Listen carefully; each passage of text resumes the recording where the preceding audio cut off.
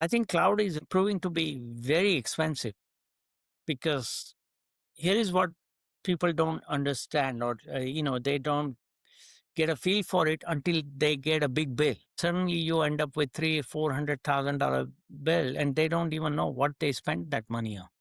If you don't manage tokens properly, whereas what AI Factory does, you know what you have spent, and that's the reason you need on-prem solution. The token issue is a huge one. We've heard plenty of stories come out where, a development team has pushed through a single PR request. It got merged into production, and all of a sudden they burned all their tokens for the token allocation for the month overnight, right?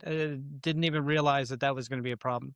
Then you look at, we've seen some studies from like IBM did a study last year, I think, that showed that on-prem AI costs are about 30% of what cloud costs are over the course of 5 years. And that's including the CapEx expenditure for buying the hardware and putting it on-prem.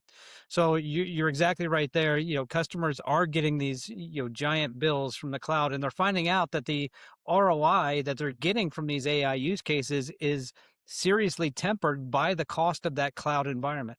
So governance is going to be key.